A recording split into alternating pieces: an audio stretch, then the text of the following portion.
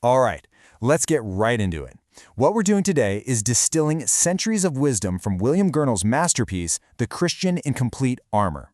But don't think of this as some stuffy old lecture. Think of it as your personal strategic briefing for a war that you are already in, a war that's fought on a completely unseen battlefield. So right off the bat, we've got to get one thing straight. Gurnall makes it crystal clear that the Christian life isn't a peace treaty. Not at all. It's a declaration of war. It's the moment you step onto the battlefield, not the moment you get to leave it. So you might be asking, okay, a war. Where is this battle being fought? Well, it's not in some far-off land, and it's not against other people. The theater of operations, the absolute front line, is your own soul. This is a deeply personal, internal struggle. You know, the Apostle Paul actually calls this a wrestling match, and that imagery is so perfect. This isn't some distant, push-button conflict. We're talking about close-quarters combat, and it's not against flesh and blood, but against these unseen spiritual forces. This, right here, is the one war that God's armor was specifically designed for. Think about it, right? No soldier in their right mind would go into battle without some intel on the enemy. If you want to stand your ground, let alone win, you first have to understand who and what you're up against. And here's the intel. Your adversary isn't a one-trick pony. He operates on two fronts. On one hand, he's a master of psychological warfare, subtlety, deception, manipulation. But on the other hand, he's the prince of power, wielding absolutely immense spiritual strength. It's this combination of cunning and brute force that makes him so formidable. And Gurnall, man, he just lays out the enemy's playbook for us to see. The attack isn't always some big frontal assault. A lot of the time, it's just a whisper of persuasion. He'll tell you, oh, it's just a little sin, or don't worry, you can keep it a secret, or my personal favorite, you can deal with that later. These aren't random thoughts, they are calculated tricks designed to get your guard down. But this next one is maybe the most dangerous tactic of them all. He mixes the poison with the truth. See, he rarely presents evil in its raw, ugly form. Instead, he wraps it up in something that looks good, that sounds reasonable, which makes it so much easier to swallow and way more deadly. Look, we absolutely cannot afford to underestimate this adversary's power. We're talking about a fallen angel who still has formidable intelligence and strength. Gurnall says he makes fools of the wisest men, which means your own smarts, your own willpower, they are completely and utterly outmatched. So what does that mean for us? It means that without God's protection, a soul is just a sitting duck, completely defenseless. A person could be a genius, they could be incredibly strong-willed, but without this armor, Gurnall says they're no more able to break free from the enemy's influence than a slave is to just run away from his chain.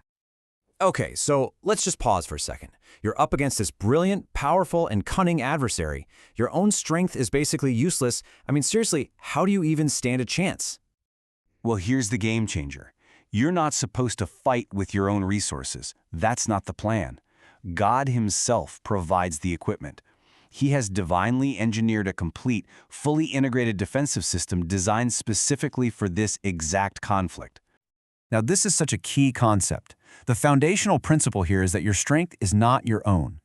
Gurnall uses this powerful image. He says, we're like cracked, leaky pots. We just can't hold on to grace for very long by ourselves. So what does God do? He doesn't just fill us up once and then walk away. No, he places us under a constant running faucet of his power.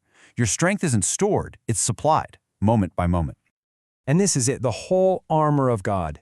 It's not a buffet where you can pick and choose your favorite items. It's a complete integrated system. And every single piece is vital. Why? Because your enemy is like a cunning fencer. He will spot any tiny area you've left unguarded, your mind, your heart, your will, and that is exactly where he's going to aim his attack. So to see how this divine technology actually works on the ground, let's zoom in on one key piece of gear. The one piece that's described as being all-purpose, the one capable of stopping every kind of attack, the shield of faith. Now, what's so special about this shield? Well, unlike a breastplate, it's not stuck in one place. It's mobile. You can move it to intercept any attack from any direction.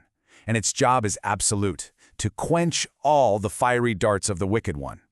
These darts are temptations, weaponized to create inflammation and terror. And the shield is the universal countermeasure. So how does this actually play out? Let's break it down. When the enemy fires a dart of worldly enticement, Faith holds up a better, truer picture of Christ's excellence. When he fires darts of accusation and terror, faith holds up the promises of God. And when he injects those awful, blasphemous thoughts into your mind, faith simply refuses to engage. It doesn't argue, it just trusts in God's character. See? It's an active defense, not a passive one. Now we get to what is probably the most important part of the entire briefing. We've looked at the threat, we've reviewed our equipment, but now we have to understand the bigger picture, the strategic context of this whole war. We need to know why our victory is absolutely certain. But first, a massive warning, a crucial rule of engagement. It's not enough to just have the armor. You have to keep it on. Gurnall paints this picture of a soldier who's fast asleep when the alarm sounds. He's scrambling in the dark, trying to find his sword, while the enemy is already pouring through the gates. An unprepared soldier is as good as an unarmed one. Readiness is everything. But here's the thing. You aren't left to maintain that readiness all on your own. And this is the ultimate assurance, right here. You don't march alone. You follow a captain, a commander, and he is absolutely, completely unbeatable. And just look at who this commander is.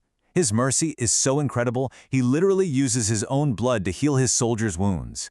His prowess in battle is absolute. He never once flinched from danger. And his success rate? It's perfect. He has never lost a battle. In fact, he won the entire war at the very moment it looked like he had lost his life. This changes everything, doesn't it? You are fighting an enemy who has already been defeated. His power is broken, his doom is sealed.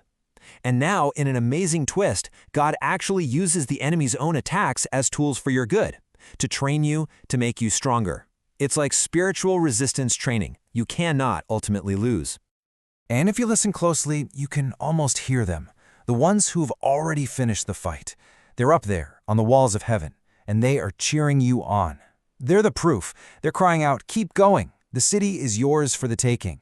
We endured for a little while, and now we're crowned with glory." So, let's end with this one final thought. Your daily struggle isn't to win a war that's still hanging in the balance. That war is already decided. Your struggle is simply to fight like a worthy soldier of the commander who has already won it all for you.